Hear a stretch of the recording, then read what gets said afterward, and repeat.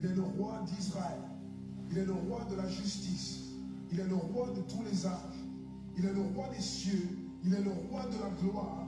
Il est le roi des rois et le Seigneur des seigneurs. C'est mon roi. Le connaissez-vous? Mon roi est un roi souverain. Aucune unité de mesure ne peut définir son amour infini. Sa force perdue, sa sincérité est entière. Il est immuable éternellement. Sa grâce est éternelle. Sa puissance est majestueuse. Sa miséricorde est impartiale. Le connaissez-vous? Le plus grand phénomène n'ayant jamais franchi l'horizon de ce monde. Il est le Fils de Dieu. Il est le sauveur du pécheur. Partagez la bonne nouvelle du Christ. De la civilisation. Partagez, partagez. Il est sans précédent. L'idée la plus élevée de la littérature. La personnalité dominante en philosophie. La doctrine fondamentale réelle de la théologie. Il est l'unique désigné à être le sauveur absolu. Je me demande si vous le connaissez aujourd'hui. Il procure la force aux faibles. Il est disponible pour le tenter et l'éprouver. Il sympathise et il sauve. Il fortifie et soutient. Il sécurise et il guide. Il guérit le malade. Il purifie le lépreux. Le thème de ce soir, s'abandonner à Dieu dans l'adoration malgré mes problèmes. S'abandonner à Dieu Il met au service du malheureux. dans l'adoration malgré mes problèmes. Frères et sœurs, Je me demande si vous le connaissez. La clé de la connaissance. Il est la source de la sagesse, l'embrasure de la délivrance, le sentier de la paix, le chemin de la droiture. Il est la grande route menant à la sainteté, la porte menant à la gloire. Le connaissez-vous? Sa vie n'a pas d'égal.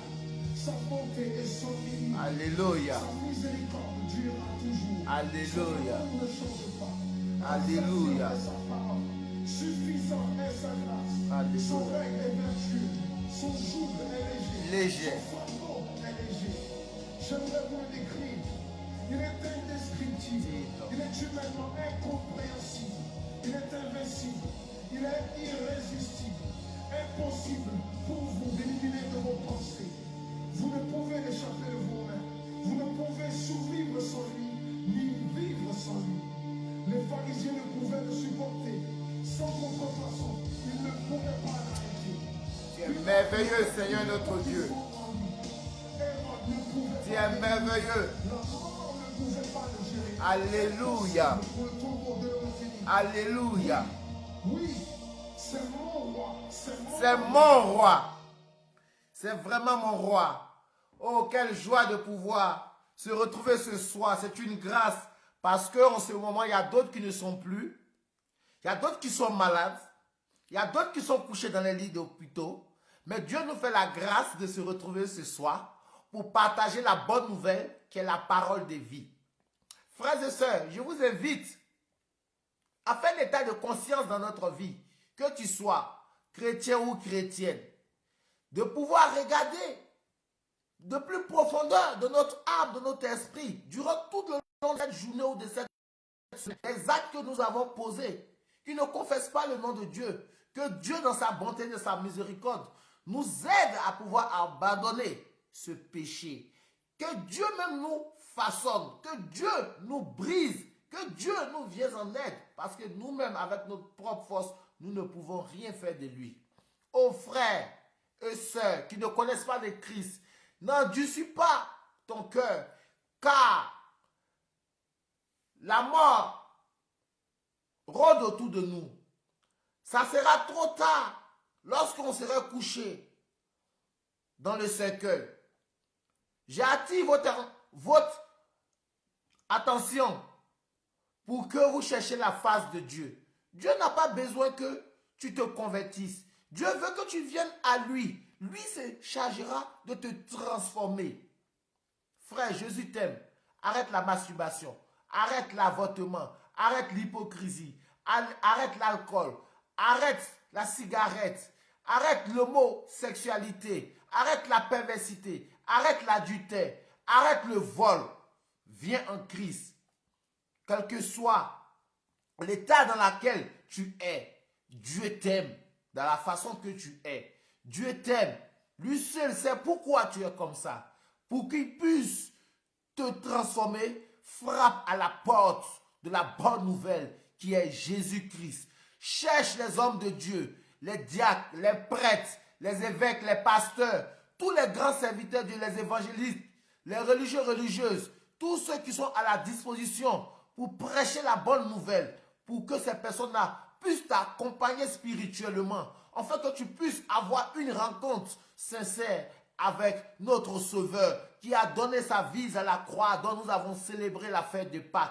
C'est pour cela, il est toujours là, il est toujours présent, il se tient à la porte de ton cœur pour que tu puisses le laisser entrer et lui te transformer, il va te transformer.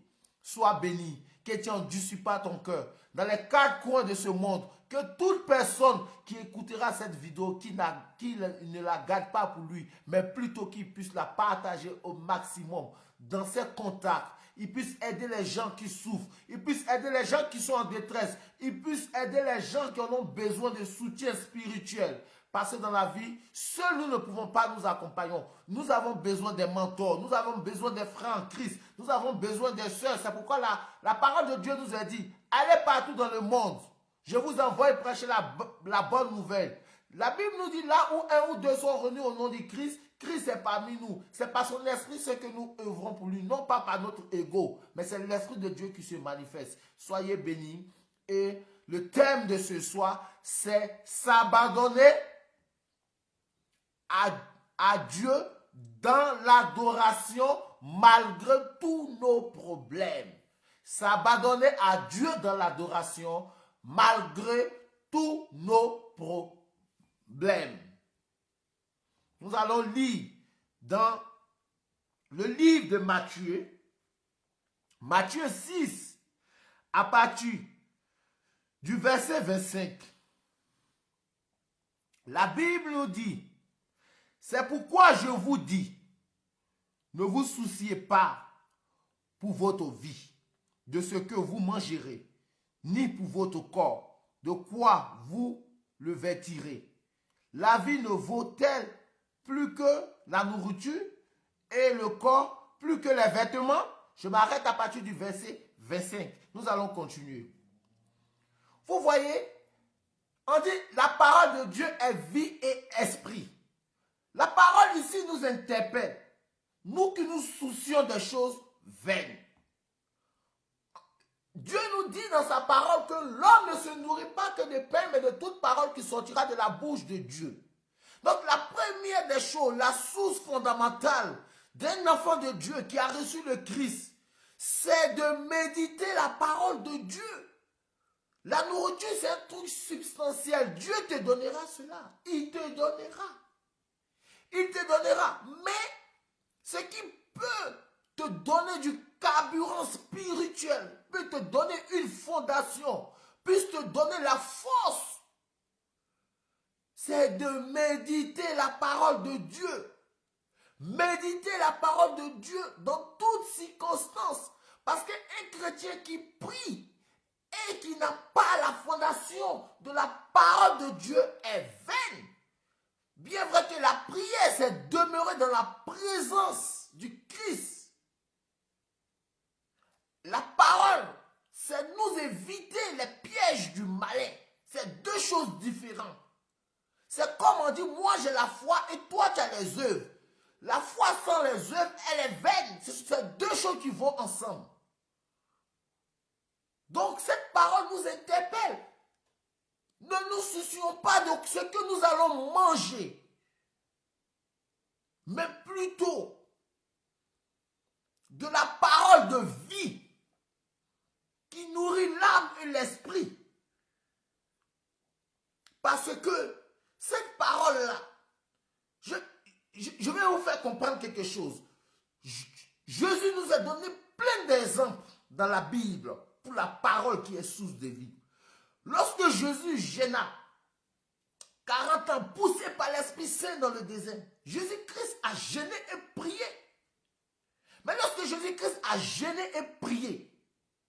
Jésus-Christ a combattu le diable par sa parole. Comprenez que la parole a une efficacité très puissante. Quand tu lis dans le livre d'Ésaïe à partir du verset 59, qu'est-ce que la Bible nous dit? Si Dieu arrive à faire donner la pluie, la neige, à la rosée qui nous donne, à la terre une semence, une nourriture pour nous nourrir, à plus forte raison, la parole de Dieu qui sort, elle ne retourne pas sans avoir établi, accompli sa mission. Voilà les essentiels de la parole de Dieu. Donc nous devons nous revêtir de cette parole-là. Nous devons nous armer de cette parole-là. Nous devons demeurer dans la présence de la parole. Par la parole. Lorsque nous sommes imprégnés par la parole, notre âme, notre esprit se réjouit à l'adoration de notre éternel Dieu des armées. Plus loin, la Bible nous dit que quoi? À partir du verset 6, il dit, regardez, les oiseaux du ciel, ils ne font ni semaille, ni moisson. Ils amassent pas dans les greniers et votre Père céleste les nourrit. Vous-même, ne valez-vous pas beaucoup plus que eux? Qu'est-ce que le Seigneur Dieu nous dit là? C'est-à-dire que ces oiseaux qui il est établi, ils n'ont ni cellier, ni grenier, mais ils arrivent à gagner de quoi? À manger. Ce n'est pas nous qui avons plus de valeur que ces espèces-là, dont nous sommes faits à la ressemblance de Dieu, que Dieu va nous abandonner. Mes frères chrétiens, arrêtons de dormir sur notre sommier. Arrêtons de nous soucier de ce qui nous éloigne loin de Dieu. Demeurons dans la prière et dans l'action de grâce et d'adoration. Demeurons dans la pratique de la parole. Et Dieu même nous a interpellés. Nous a interpellés dans Luc 11 à partir du verset 46. La Bible nous dit que quoi? La Bible nous dit que le Seigneur nous dit, pourquoi vous m'appelez maître? Vous m'appelez maître et vous ne mettez pas en parole ma pratique. C'est qu'elle est vaine. Elle est vaine. Frères et sœurs, connaissons l'utilité de la prière et de la parole. C'est deux choses qui sont liées. Il n'y a pas un qui va sans l'autre. C'est deux choses qui sont liées. C'est pour ça que Jésus, poussé par l'Esprit Saint dans le désert, lorsqu'il était dans le désert, il a combattu le diable par sa parole qui est source de vie. C'est pourquoi la Bible nous dit que tu adoreras ton Dieu de tout ton cœur, de toute ton âme, de tout ton esprit. Lui qui sera au centre de toutes choses. Et que l'homme ne se nourrit pas que de pain, mais de toute parole qui sortira de la bouche de Dieu. C'est pas un hasard quand Dieu dit. L'homme ne se nourrit pas que de la nourriture seulement, mais de la parole de Dieu. Et dans ce verset, à partir du premier verset 25, la Bible dit que est-ce que la vie n'est pas-il mieux que notre corps? Ça peut dire que dans la vie réside l'efficacité de l'Esprit de Dieu. L'Esprit de Dieu habite dans la parole. L'Esprit de Dieu nous abreuve. L'Esprit de Dieu nous restaure. L'Esprit de Dieu nous solidifie. L'Esprit de Dieu nous console. L'Esprit de Dieu nous enracine. L'Esprit de Dieu nous donne l'espérance. L'Esprit de Dieu nous donne la véracité. C'est ça. Je continue plus loin encore. Il dit, à partir du verset 27, il dit, qui d'entre vous, en se faisant du souci, peut ajouter une coudée à la longueur de sa vie? Frère, vaut mieux se soucier des choses qui te feront gagner le ciel par la pratique de la parole et dans l'action d'exact. Mais lorsque tu t'empitoies sur ton sort, de quoi mangerait-il demain? De quoi me vêtirait-il? Est-ce que ce sont des choses utiles qui peuvent te donner l'essentiel ni prolonger ta vie? Cela ne peut pas prolonger ta vie. Dieu veut t'interpeller que ta vie, là, ça dépend de lui. C'est lui qui la tient, ton souffle de vie. Ta vie est dans sa main. Tant que nous n'avons pas encore compris que, malgré nos soucis, malgré nos poids de problèmes, que nous n'abandonnons pas tout pour pouvoir mettre Dieu au centre de notre vie dans l'adoration, nous allons tourner en rond. Parce que nous n'avons pas encore compris le secret de s'abandonner dans l'adoration à Dieu. En fait, que Dieu seul, selon sa volonté, opère sa grandeur dans notre vie.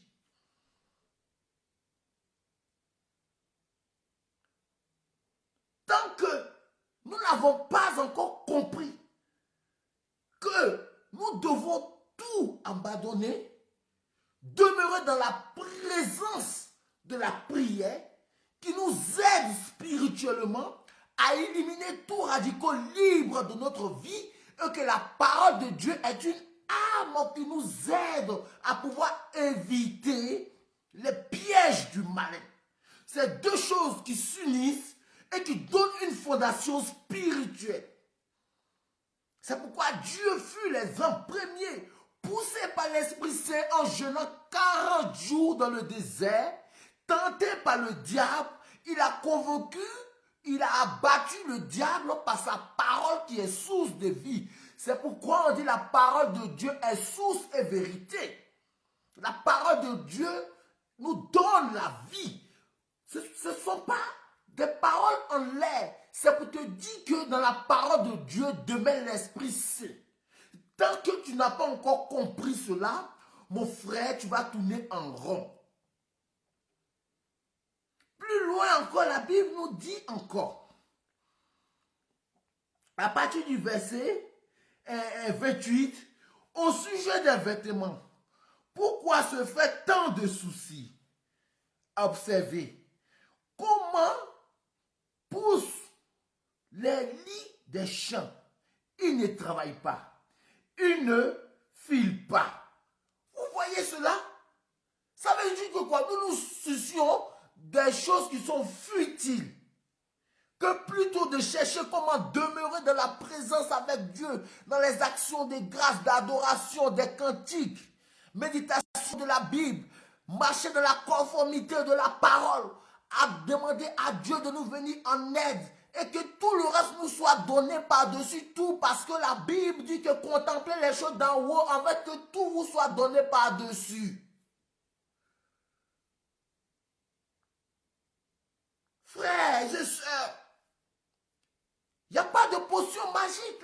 La seule potion magique, c'est d'être unis à Jésus dans la pratique de sa parole. Quand Dieu nous interpelle en nous disant que si vous me connaissiez, si vous avez ma crainte, si vous obéissez à mon Père qui est dans les cieux, vous mettrez en œuvre la pratique de sa parole.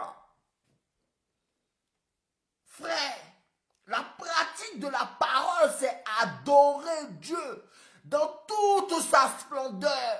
En chaque seconde, chaque instant, tout ce que tu fais, Dieu est au centre de ta vie. Malgré tes soucis, tu bénis le nom du Seigneur. Malgré le fond gouffre de l'Éternel, tu bénis le nom du Seigneur. Malgré ta souffrance, tu bénis le nom du Seigneur. Quand je vous dis, par exemple, lisez dans le livre de Daniel 4 à partir du verset 32. Lorsque le roi assis, c'est Nabuchodonosor, vous avez vu, Dieu était au centre de sa vie, malgré lui qui voulait être vénéré. On lui a montré qu'il y a un Dieu au-dessus de toutes choses. Son nom, c'est Yahvé, Jireh. Je suis celui qui suis. Donc si vous voulez comprendre le secret, l'efficacité de la parole de Dieu, la puissance, demeurez dans l'adoration, déposez vos poids de fardeau là ailleurs et demeurez dans la présence, c'est-à-dire quand on demeure dans la prière, parce que nous n'avons pas les yeux spirituels pour voir tout ce qui se passe aux alentours de nous. Donc par la prière, Dieu élimine tout radical libre et par la fondation qui est la parole qui nous aide à éviter le piège du malin. Frères et sœurs, Je sais de quoi je vous parle. Parce que tu pries, si tu n'as pas la fondation de la parole en toi, elle est vaine. C'est la parole qui t'aide à ne pas commettre le péché. C'est la parole qui t'aide à pouvoir te transformer. Dieu même nous dit plus loin encore. Il nous dit à partir du verset 29. Or, je vous dis que Salomon lui-même, dans toute sa barbe, n'était pas habillé comme l'une d'entre eux. Regardez les listes, c'est-à-dire que des fleurs, des herbes qui poussent dans des champs. Vous savez comment la beauté de Dieu fait produire cela? Et il nous interpelle, même Salomon, qui il avait donné toute la connaissance et la sagesse, n'était même pas habillé dans cette gloire. Est-ce que vous comprenez la profondeur de cette parole? C'est pour vous dire qu'abandonner tout ce qui est futile et demeurer dans la présence de Dieu. Parce que la crainte de Dieu, lorsque ton patron t'exécute, il dit fais ça, tu vois comment tu cours. Et toi, tu dis que tu es un enfant de Dieu. Et tu ne mets pas en pratique la parole de Dieu. Mais où tu vas? Où est ta connaissance? Où est ta sagesse? Où est l'homme qui doit adorer Dieu de toute son âme? Et il se laisse oppresser par des choses qui est vaniteux de vanité. Qui est vanité de vanité. C'est ça. Même Salomon, dans toute la splendeur de la gloire que Dieu lui avait donnée. Mais les lys des champs avaient une valeur plus que Salomon. Ça ne vous dit pas quelque chose? Ça ne vous dit pas quelque chose? Dieu nous interpelle en nous disant que tout cela, ça n'a aucune utilité. Ce qui a de l'utilité, c'est le salut éternel dans l'adoration du Christ. Parce que ça, c'est passager. C'est pourquoi la Bible dit, mais ma parole demeurera d'éternité en éternité. Oh Seigneur, tu es merveilleux. Mais je bénis ton nom par ton esprit qui me donne encore des révélations. Toute chose de ce monde passera. Toute chose de ce monde passera. Mais la parole de Dieu régnera d'éternité en éternité. La parole de Dieu est vie et esprit. Donc c'est cette parole-là que nous devons mettre en pratique dans l'adoration, dans des chants de louange, dans des psaumes, dans des cantiques. Nous laisser abandonner et façonner par Dieu. Quelle que soit la situation dans laquelle nous sommes. Sachez que Dieu se chargera de nous donner ce qui est utile pour nous. C'est parce que nous voulons tous devenir riches, montrer aux yeux des gens que nous avons. Non, c'est pour cela que nous soupissons. C'est pour ça que nous sommes fatigués. C'est ce qui fait que nous nous éloignons loin de Dieu. C'est ce qui fait que nous n'avons pas le temps de venir à Dieu, de l'adorer. C'est ce qui nous fait que nous pensons que Dieu nous a abandonnés. Contente-toi du peu que Dieu te donne pour la valoriser, mon frère. Dans des chants d'action de grâce, de louange. Remercie le Seigneur pour la vertu de ce souffle qui nourrit ton âme, ton esprit. Tu vis, tu respires. C'est le miracle le plus grand au monde. Parce que si tu n'as pas la santé, tout ce que tu cherches, elle est vaine. Elle est vaine. Elle est vaine. Dis, oh Seigneur, donne-moi la connaissance de ta parole, afin que mon cœur s'ouvre, je puisse t'adorer de tout mon cœur, de tout mon âme, et que ta connaissance m'inspire à avoir une base solide dans ma vie, que je puisse avoir une fondation. Oui, frère, oui, apprends à te détacher de tout. C'est pourquoi 3 Saint Paul nous dit, je peux vivre avec peu, je peux vivre. C'est-à-dire que dans le rythme, dans le circonstance, dans la vie qu'il est, il se contente et il vit. Il n'est pas esclave du monde. Et il laisse Dieu, selon l'Esprit Saint, agir en lui. Et il adore Dieu de tout son cœur, de toute son âme. Ce que Dieu lui donne, il remercie Dieu. Quel que soit le problème qui arrive, il dit, bénis le nom de l'Éternel. Mon âme se réjouit en ton nom. C'est ce que nous devons faire en tant qu'enfants de Dieu. Mais chaque jour, c'est nous qui avons les problèmes. Vous pensez que vous avez des problèmes que Dieu? Dieu a plus de problèmes que nous. Parce que Dieu se charge pour que l'humanité ne périsse pas. Il ne dort pas. C'est pourquoi il veut que tout le monde se convertisse avant que sa colère frappe. Mais nous, on est là, des choses vaines. Demain, tu vas laisser pour mourir. Pour faire un petit malin 2 jours là. Tu ne mets pas Dieu au centre de ta vie. Pour prendre un truc, pour montrer aux gens que je suis dans l'abondance. Et ton souffle va s'arrêter. Mais réjouis-toi mon frère, si Dieu ne te donne pas. Dis Seigneur, je te bénis parce que quand tu ne m'as pas donné, je sais, tu ne m'as pas donné, c'est pour que mon âme ne puisse pas aller au séjour des morts. C'est pourquoi tu ne me l'as pas donné. Que je t'adore de tout mon corps, de tout mon âme, de tout mon esprit. Parce que Dieu te connaît mieux que toi-même. Quand il dit dans le livre des Hébreux 8, la nouvelle alliance qui tisse avec Moïse, c'est pour que nous puissions avoir la connaissance pour donner une fondation solide à nos enfants, qui est la parole de vie, esprit et vérité, la connaissance, pour que l'enfant puisse avoir une fondation pour pouvoir se croire dans la destinée que Dieu a établie pour lui, en fait d'adorer Dieu de tout son cœur, de toute son âme, de tout son esprit. Oui, frère, déversons les écailles de nos yeux et laissons-nous façonner, transcender par la parole de Dieu et que notre âme, notre esprit puisse s'exprimer dans les chants d'adoration et de louange et reconnaissons les bienfaits de l'Éternel Dieu des armées. Tu vois, c'est pourquoi la Bible, il nous dit encore, regarde la distinction que Dieu établit entre nous et le monde païen. Dieu nous interpelle. À partir du verset 30, je crois que j'ai lu, à partir du verset 31. Non, c'est 30. Il dit, si Dieu donne un tel vêtement à l'herbe des champs qui est aujourd'hui et qui demain sera jeté au feu, ne sera-t-il pas bien davantage pour vous, homme de peu de foi? Vous voyez la parole de Dieu.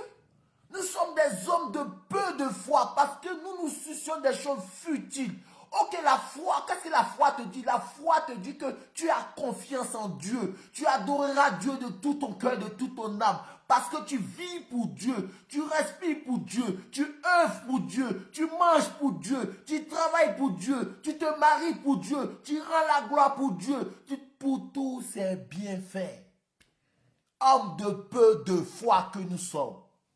Nous nous soucions des choses qui nous éloigneront loin de Dieu. Apprenons à se contenter de ce que Dieu nous donne. Apprends à te contenter des petites choses que Dieu te donne et demain il te donnera de grandes choses. Arrête d'épuiser tes efforts en vain. Mais mets plutôt Dieu au centre de ta vie. Quand vous êtes là, vous appréciez les hommes de Dieu. Vous pensez que ces hommes de Dieu là dorment?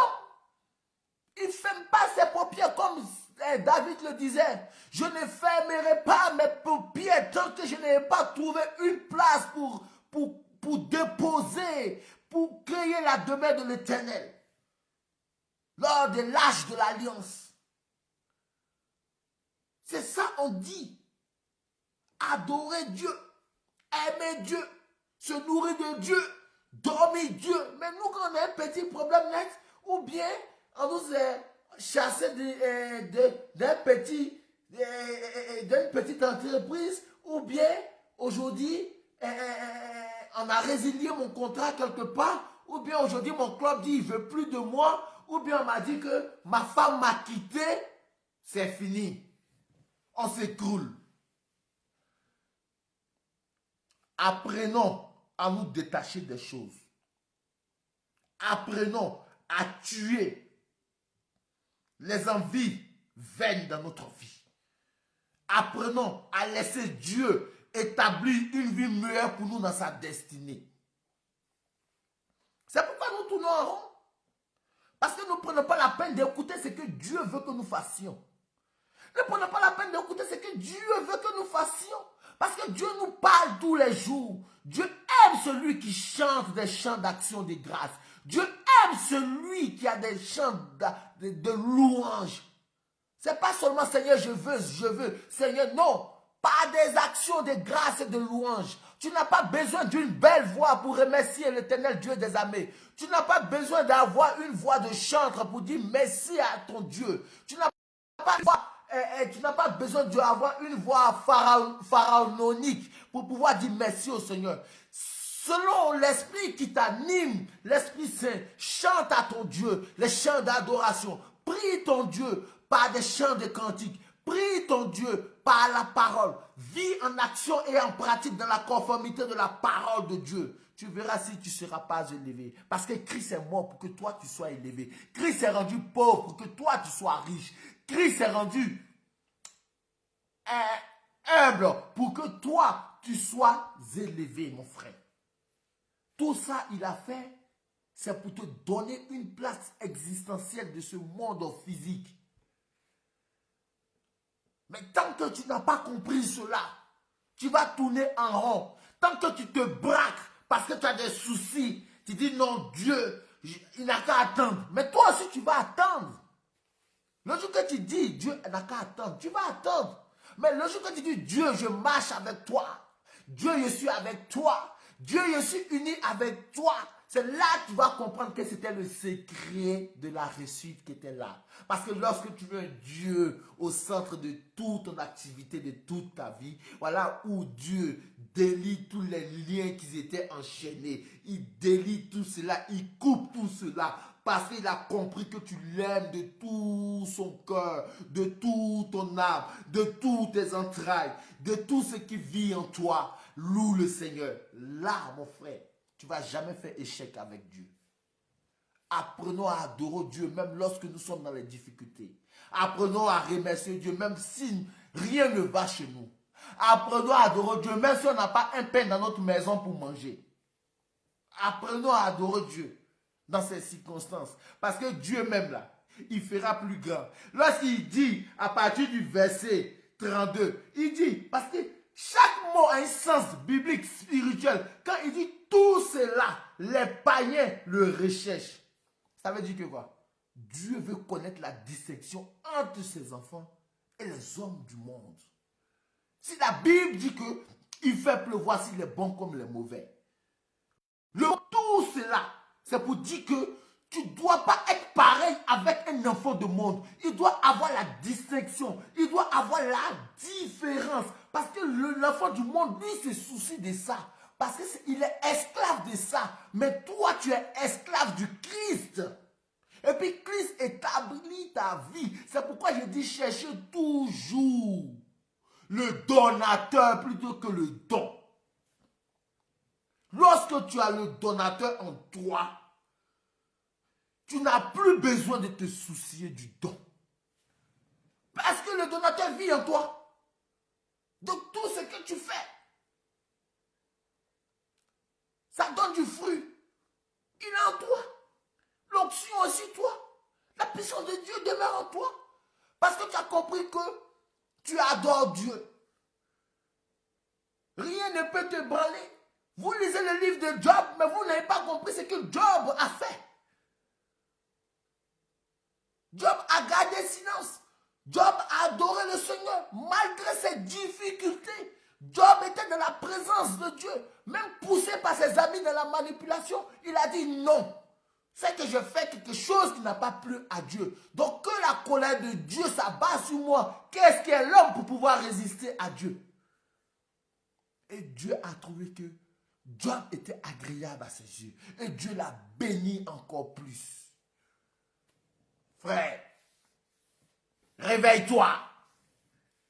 Réveille-toi. Ça fait 10 ans que tu es à l'église. Mais tu es toujours au même point de départ. Parce que tu n'as pas encore compris. Tu es en souffrance.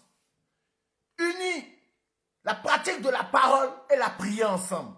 Il n'y a pas un qui va sans laisser l'autre. Les deux vont ensemble. Je demeure dans la prière. Je pose des actions par la pratique de la parole.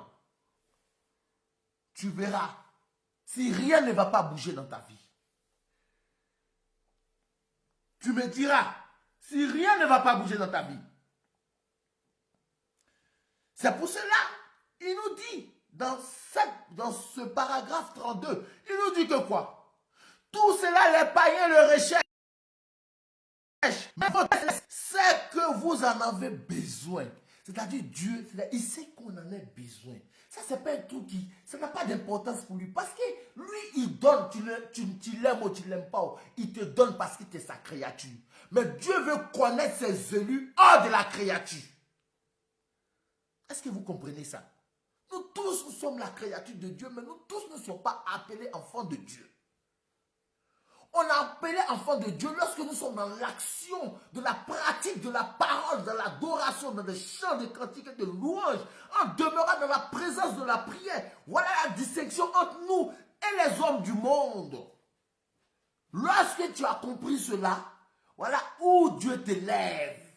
Voilà où Dieu fait de toi un grand homme. Voici où Dieu fait de toi un enfant rempli de connaissances, un enfant qui discerne, un enfant qui est uni dans la présence de la parole de Dieu, qui pose des actions par la fondation qui est établie en lui. C'est ça. Mais nous, on a des petits problèmes. Ah, déjà, je ne peux pas aller à l'église parce que j'ai trop de problèmes. Mon frère, tu ne regardes pas, Dieu ne te regarde pas. Je te le dis honnêtement. Dieu n'a pas besoin de nous. C'est nous qui avons besoin de lui. Lui, il a fait sa part. Il nous a conçus à sa ressemblance par amour. Il est mort à la croix pour nous. Il a tout payé. Maintenant, tu as le libre arbitrage. Si tu veux l'adorer, adore-le. Tu ne veux pas aussi. Mais c'est au dernier culminant, là, c'est-à-dire que quoi? La mort. Lorsque la mort survienne. C'est triste. Mais ça sera trop tard. Ça sera trop tard. Parce que tu as dépensé d'énergie pour ta réussite. Et tu es mort. C'est pourquoi il nous dit, vous vous souciez des choses vaines. Est-ce que tu peux prolonger ta vie? Est-ce que nous pouvons prolonger notre vie? Malgré que tu te soucies là, est-ce que tu peux prolonger ta vie? Non. Donc ça peut te dire que tu dépenses d'énergie pour rien. Si tu as compris cela,